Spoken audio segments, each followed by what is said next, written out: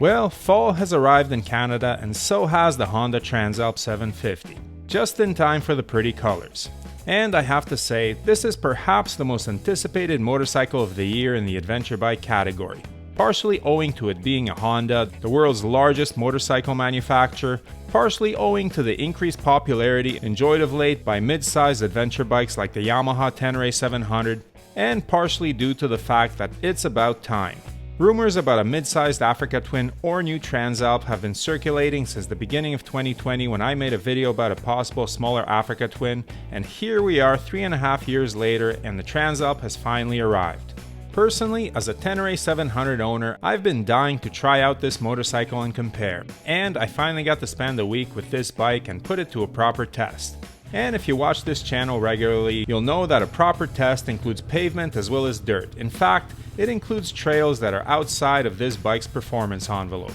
So to see how the Transalp fared, stay tuned. And if you're finding the content from this small channel valuable, please support it by subscribing, liking the video, and sharing it with friends who might be interested.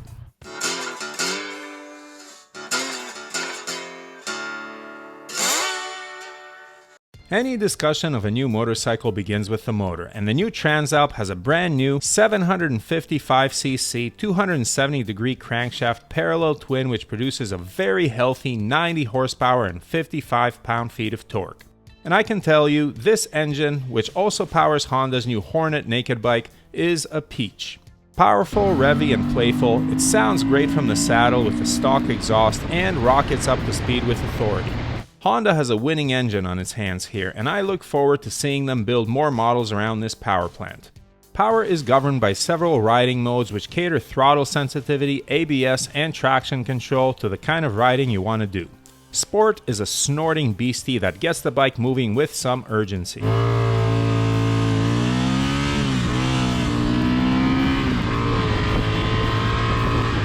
Standard calms that down a bit, rain neuters it quite a bit, as does gravel, which is specifically aimed at loose surface riding, and user is customizable by the rider, including the ability to turn off ABS on the rear wheel.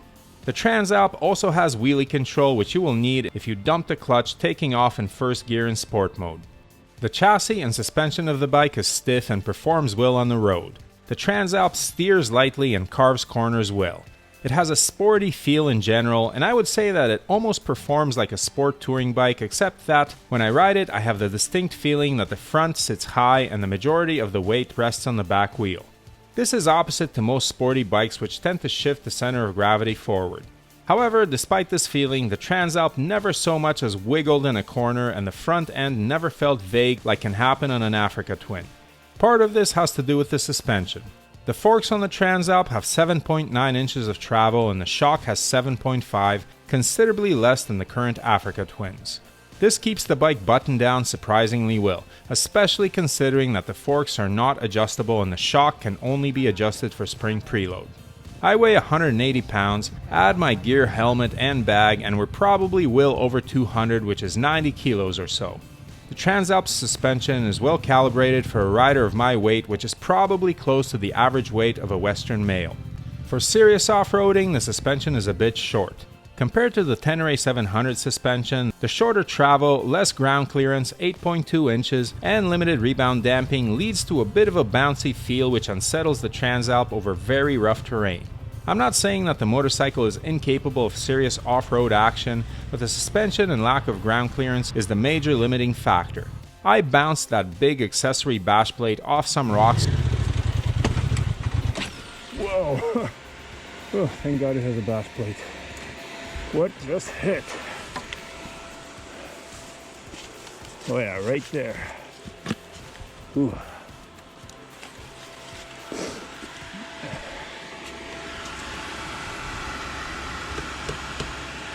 Yeah, good thing. So seeing as the stock bike doesn't have one, I strongly suggest that you get one if you take this motorcycle off-road. The weight of the Transalp is 459 pounds stock. Now, the bike I'm riding in this video also has a ton of accessories, including bags, top box, engine guards, radiator guard, heated grips, plastic hand guards, bash plate, quick shifter, extra wind deflectors, and off-road foot pegs. In other words, this motorcycle is roughly similarly accessorized to my Tenere 700. Does the Transalp feel heavy? On pavement, no. The bike is almost flickable. On gravel and flat dirt roads, it's fine. Take it on a rough, twisty trail where you have to change direction frequently and the weight becomes very apparent. This motorcycle made it down a relatively tame piece of single track, but it wasn't easy, and seeing as this is not my bike, it was nerve-wracking. Other details? The tank holds 16.6 liters according to Honda's website, a bit small for a touring bike, which the Transalp ostensibly is. I'd expect to have to fill up after about 300 kilometers or 186 miles of fairly hard riding. The brakes are fantastic on pavement and hold the bike down with authority. Off-road, however, I found that the rear brake stayed in ABS mode even when it was supposed to be off in user mode. I'd prefer to have the option to turn off ABS with one button like on my Tenere rather than messing with menus. Seating position is comfortable and seems aimed at the average-sized Western male. Being 6 feet tall, 182 centimeters, I was comfortable and found that the 33.7-inch seat height provided me with plenty of knee bend when I was flat-footing. My wife Brooke, at 5'7", 170 centimeters, couldn't quite get her heels on the ground. I found the rider triangle roomy enough to have no complaints. The seat was decently comfortable, better than the plank on my Tenere 700, but if you're planning on touring across the country, you might want to invest in one of those fancy aftermarket ones. Wind protection was excellent, with no buffeting around my helmet from the tall windshield. My tester was also outfitted with accessory windshield and fairing wind deflectors, which provided a calm bubble of air in the cockpit even at spirited highway speeds. Standing position is surprisingly comfortable, especially with the accessory off-road pegs that came on my tester. Despite Honda not really gearing this bike to off-road riding, I found myself in a naturally comfortable position while standing on ATV and single-track trails. The Transalp is a good bike for two-up riding, and Brooke found the back seat quite roomy. Huge grab rails are provided for the passenger, and the accessory top box comes with a nice passenger backrest, which Brooke enjoyed as well. Speaking of the accessories, the bags on the bike were decently roomy, with the left one carrying an impressive 33 liters and the right one good for 26 due to it having to be built around the exhaust. The top box carries a massive 50 liters and can hold 2 adult full-face helmets and then some, as long as you put them facing the front of the motorcycle. The bags and top box are plastic, not aluminum, and I found that they were already scuffed by the time I got the bike. These are large and handy, but nowhere near as sturdy as aluminum luggage. They are less expensive than the aluminum bags on my Tenere, but not by as much as I expected. If you want aluminum, you'll have to look to the aftermarket. The TFT display is highly visible and switches between light and dark background depending on light conditions. It has all the pertinent information, though I did find it a bit busy. Modes can be switched easily on the fly with one button. Just cycle through them to the one you want, close the throttle, and you're good. I like that the mode doesn't reset when you turn off the bike. Tires on the bike are decidedly road biased, and if you're going to ride off-road a lot, I would swap to something chunkier. Perhaps underlining its road touring bias, the Transalp comes with a standard luggage rack but no bash plate or handguards. The accessory plastic handguards on my tester are a $32 Canadian option, while full aluminum ones with plastic wind protectors will run you a couple of hundred. My tester also came with a cool looking radiator guard and 12-volt socket, always a welcome accessory. By far one of the coolest add-ons was the quick shifter, which enabled very spirited acceleration and never missed a shift.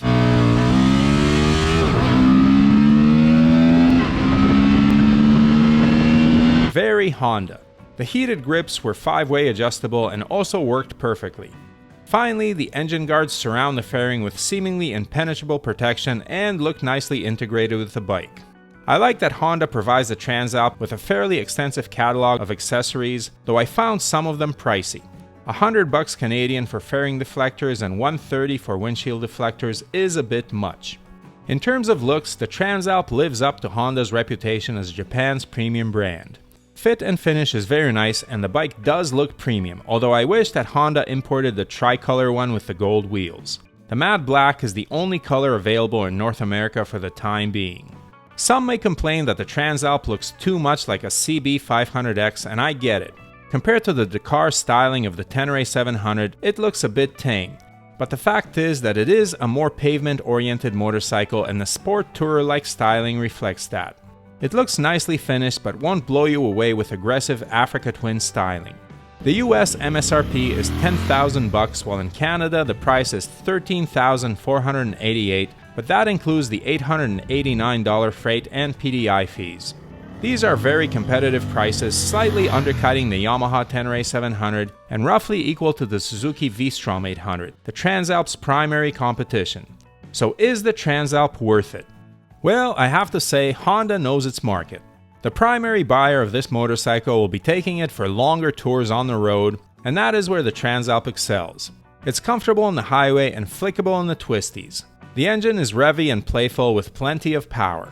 On pavement, this motorcycle should keep up with much more expensive bikes like the Triumph Tiger 900, and for comfort, including two-up riding, it rivals the much more expensive Africa Twin. So if you are looking for a relatively affordable, mid-sized touring motorcycle which can also do some gravel and dirt, the Transalp is worth a serious look.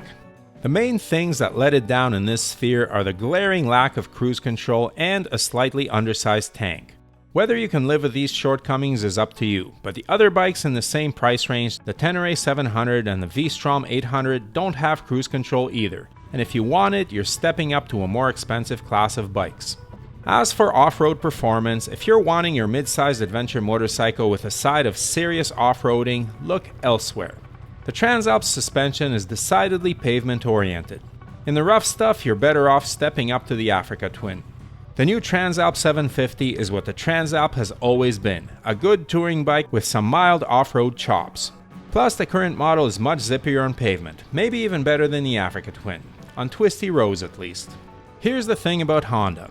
Their design and marketing departments know very well that most adventure bikes spend the vast majority of their time on pavement, and that most Transalp buyers won't care if their bike can race or rally. They just want a reasonably priced, reliable motorcycle that will take them to their destination and insert some fun into the experience. And boy, the Transalp obliges. Did I have fun during my week with the Transalp? Yes, and additionally, I found it very easy to get along with. Like so many Hondas, it seems to fit like a glove. Everything just works with that slick ease that Hondas tend to have. The motor, quick shifter, accessories, bags, it's nice to have a motorcycle you don't have to struggle with.